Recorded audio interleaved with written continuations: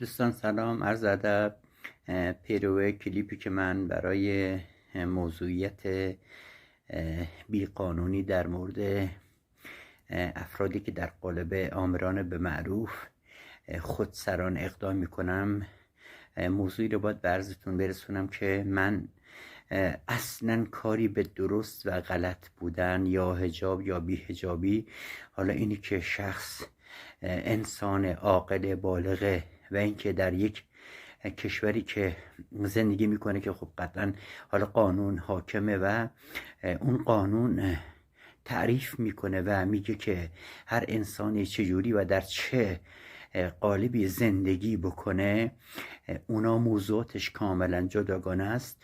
اما من به لحاظ این موضوعی که در جامعه آسیب هایی که به اشخاص و افراد میشه و اتفاقات تنشالودی که بین جامعه داره رخ میده، من به این موضوع بقولن ناراحتم و غمگینم، به این دلیل که چالش و تنشی که در بین مردم ایجاد شده، خب به اینکه یک روحانی، حالا یک شخص مأمور مثلا اداره برق، مأمور اداره آب، یا اینکه شخصی در قالب مثلا موضوعات، مثلا شخصی در مقام مسائل ورزشی یا دیگری بیاد اقدام بکنه در موضوعی که بهش ربط نداره وارد عمل بشه، اینجاست که جامعه دچار تنش میشه.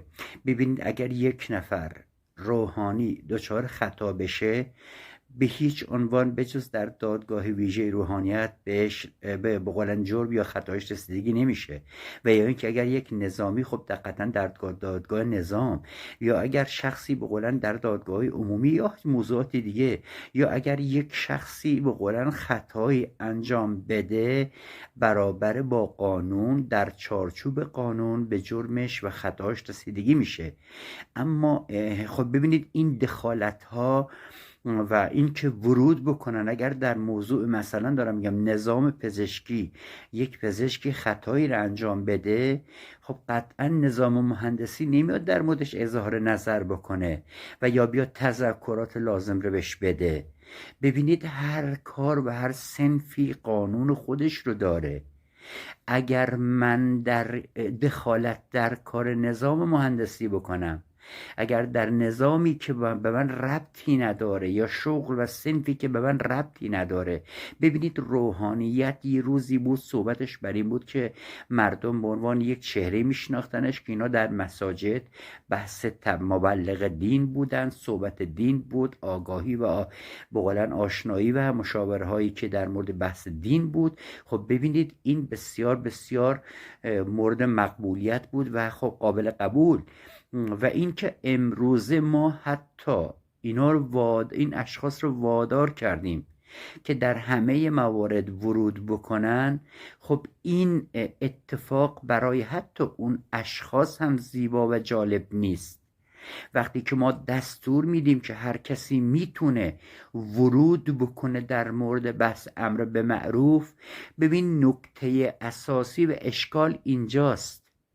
ببینید، اگر که به مثلا دارم میگم نیروی انتظامی به عنوان متولی برخورد با بدحجابی یا بیحجابی یا هر تعریف دیگه، من در اون زمینش دخالت نمی کنم.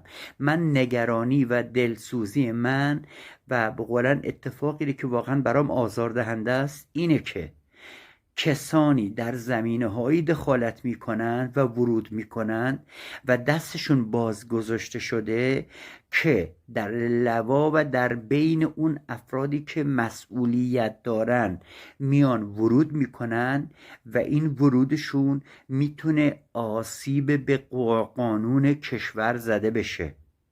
یعنی باید تعریف بشه که این شخص این اجازه رو داره و این حق رو داره، که اونم بازم عرض میکنم به تذکر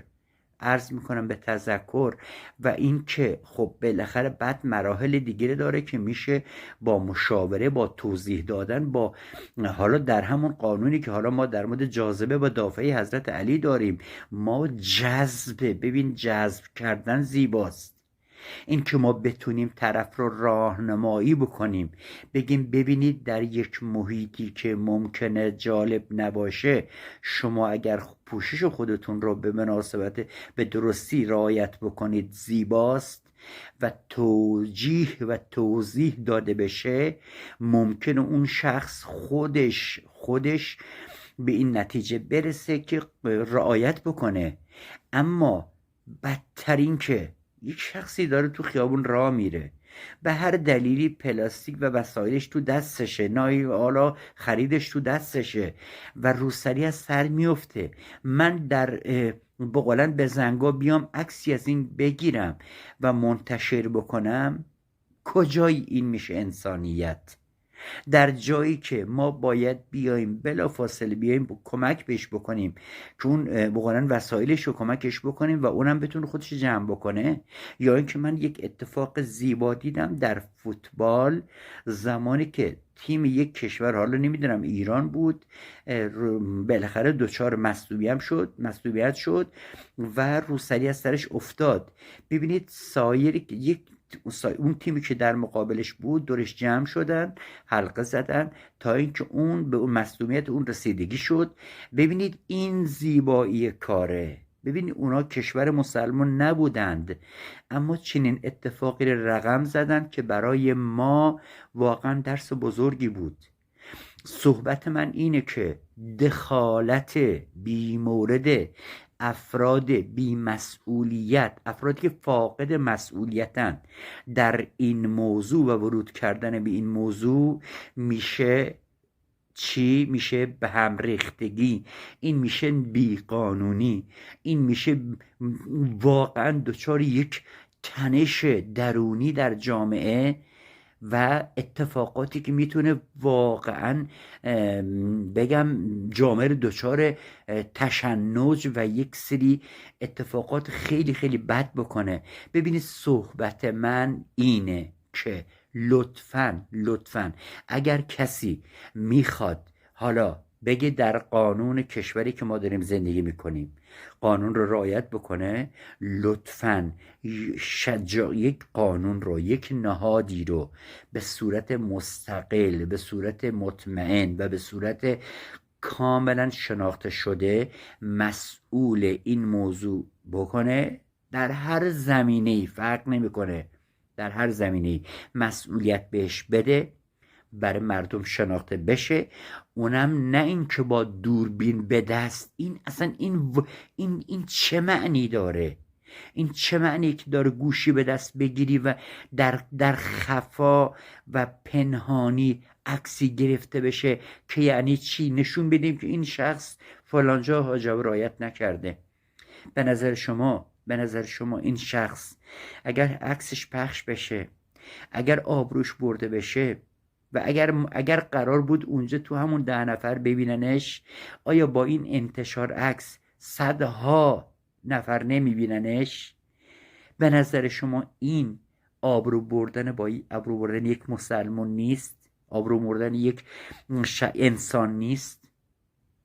من صحبتم اینه که اگر قراره یک گروهی که خاص و در قالب قانون باشن به این موضوع رسیدگی بکنن و برای مردم شناخته شده باشن، اون هم با مشاوره صحیح دادن و جذب کردن و توضیح دادن.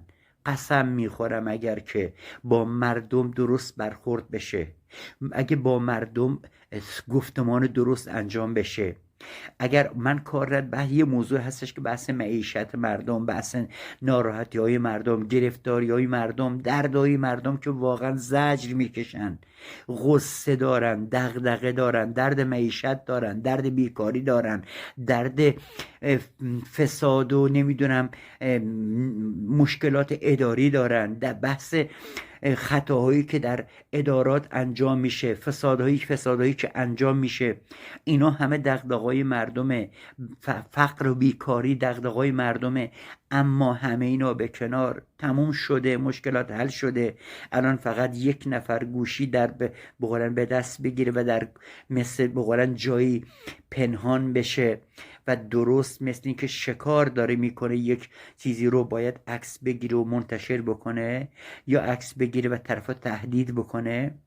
ببینید خیلی خیلی خیلی به دور از انسانیت. صحبت من اینه که این اتفاق جالب نیست، نه برای مردم و نه برای قانونی که ما داریم در اون و نه کشوری که ما در اون داریم زندگی میکنیم. این میشه بیقانونی، این میشه جرم، این میشه خیانت، این میشه جنایت، این میشه واقعا ظلم به این مردم. اگر قراره که عدالت رعایت بشه، این عدالت باید در چارچوب قانون رعایت بشه. من احترام میذارم به تک تک افرادی که قانون رو رعایت میکنن و دست همه اونا رو میبوسم که احترام میذارن به قانون، احترام میذارن به قانون، به آداب و رسوم. و بدتر از همه اینه که بخوایم قانون رو به زیر پا بذاریم و خودمون خودسرانه وارد عمل بشیم و به عنوان این که ما متولی همه جریان و امورات هستیم وارد عمل بشیم. و اونجاست که قطعا افراد و اشخاص این موضوع رو بر نمیتابن و در مقابل یه ریاکشن انجام میدن و این ریاکشن ممکنه به اتفاقاتی که حالا واقعا تو این چند روز دیدیم دیگه، این ویدیو چقدر دست به دست شده و اگر همونجا به درستی توضیح داده میشد شاید همونجا ختم به خیر میشد، ولی نتیجهش چی شده که الان ما تو جامعه میبینیم. به این دلیل من ناراحت شدم و درد و غم دارم در این موضوع. گفتم که این موضوع رو با شما به اشتراک بذارم و تا اون مسئولین و اون عزیزان و اون افراد و اون بزرگوارانی که ببینید به قانون احترام میذارن بدونن که رعایت کردن و اینکه یک بقولن یک نهادی رو، یک شخصی، یک جایگاهی رو، یک بقولن صنفی رو مسئول این موضوع یا هر کار دیگه، یک شخصی مسئول مبارزه با فساده، مبارزه با مواد مخدره، مبارزه با نمیدونم چیزی دیگه است، هر کدوم در قالب خودش بقولن فعالیت بکنه، نه این که هر کس در هر صنفی سرک بکشه و بی قانونی رو رواج و ترویج بده.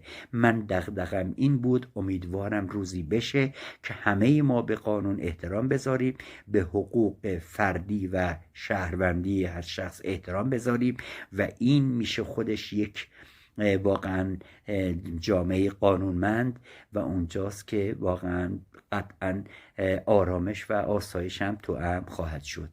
انشالله تندرست باشید. ببخشید من فقط خواستم که اینو توضیحات رو بدم که بدونید منظور من چی هستش. انشالله هر کس در کار خودش و سرک تو کار هر کسی نکشه. درود بر شما. یا حق. خدا نگهدار.